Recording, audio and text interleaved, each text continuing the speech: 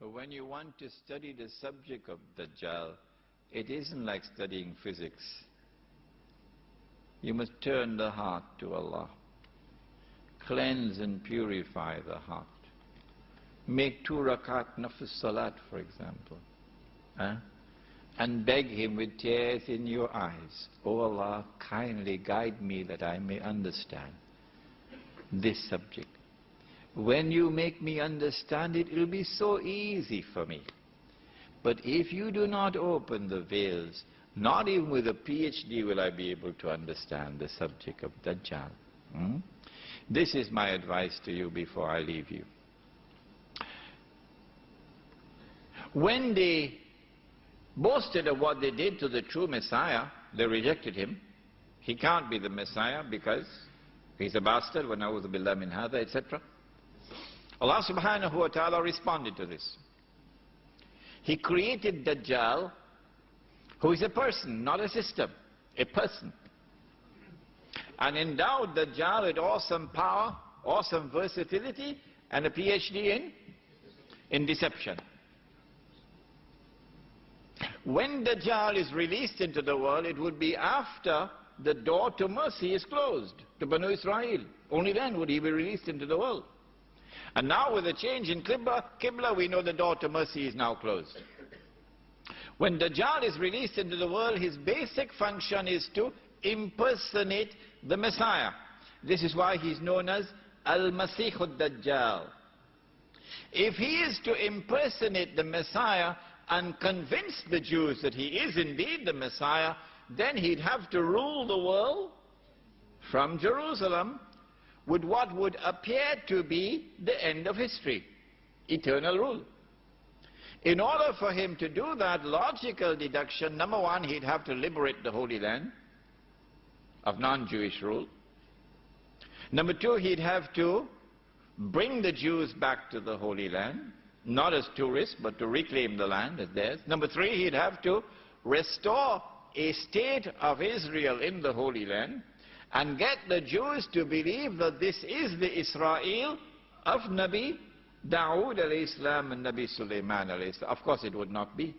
But since they only see with one eye, they're deceived. And number four, which has not as yet happened, which is about to happen. I suggested to you when I came last December that maybe this is going to take place within the next 5 to 10 years. Maybe even less than that. But remember, this is only guesswork on my part. I can be wrong. What I know for certain, it's going to be soon. That I know.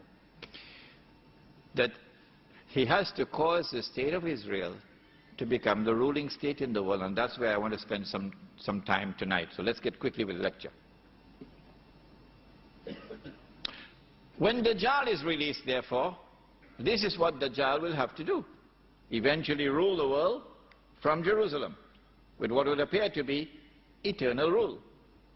And Banu Israel then would be taken on a ride. And it will be the last ride on which they'll ever go. Yeah? This will be the most fantastic act of deception ever recorded in history. This one.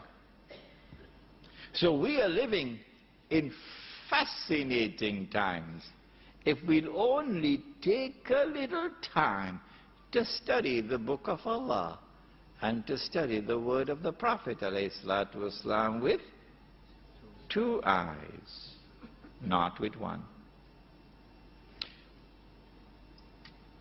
When Dajjal is released, said the Prophet ﷺ, he will live on earth for 40 days, one day like a year, one day like a month, one day like a week, and the rest of his days like your days. Sahih Muslim.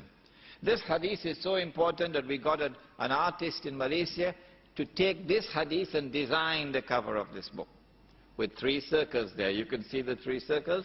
One day like a year, one day like a month, one day like a week. And the rest of his days will be like your days. When his day is like our day, he's living in our dimension of time. Anybody differs with that? When he's living in our dimension of time, we'll be able to see him. The Prophet ﷺ described him. He'll be a Jew, be a young man, powerfully built, curly hair. Of course, we understand the two eyes. The left eye symbolizes external vision. The right eye, which is blind, symbolizes internal blindness. But if you differ with me, that's your privilege. That's your privilege. When Dajjal is released and his day is like our day, where would he be on earth? Of course, he has to be in Jerusalem, ruling the world from Jerusalem. And the Jews are now absolutely convinced this is the Messiah. This is the man. That one on the cross was false. This is the man. Why? Because the Jews have been ruling the world. Because the golden age has come back. And therefore this must be the true Messiah. But when he comes into our day, he's going to only live for about 37 days. Or maybe less than that, depending upon a day like a year, a day like a month, a day like a week. The question is, where would he be when he's released on earth in a day which is like a year? Where would he be on earth when his day is like a month, and where would he be on earth when his day is like a week?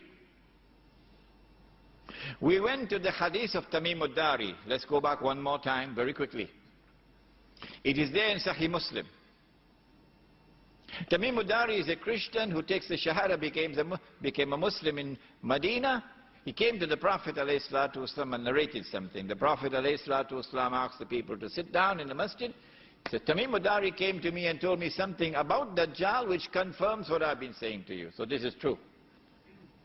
This is true. The rest comes now from the lips of the Blessed Prophet ﷺ. He said that Tamim ad-Dari and some of his companions, about 30, 40 of them, went on board a ship. And then the ship was tossed in the waves, so a storm, for a whole month, until they reached land. If you're on the western side of Arabia, because that's where Tamim ad-Dari is, the western side of Arabia, and you get on board a ship, the ship has to be either in the Red Sea or the Mediterranean Sea. Although somebody in Cape Town told me the Atlantic Ocean. Either the Red Sea or the Mediterranean Sea. We eliminate the Red Sea because it's too narrow. If a storm is blowing for a whole month, the ship would not remain for a whole month before reaching land, so we left it only in the Mediterranean Sea. After 1 month they reach an island. The hadith does not tell us how they knew it was an island. They got on shore, and there they were confronted by a very hairy beast. A very hairy beast. Don't fall asleep, huh? A very hairy beast. So much hair that you can hardly tell which side is head and which side is tail. And the beast now speaks to them. Says, I am Jassasa. Jassasa, wala tajassasu, Surah Al-Hujurat, do not spy. We always tell them that. But they like the check that comes from the CIA and the FBI. They love that check. Oh yes, but one day the earth will speak and they will be exposed. Do not spy.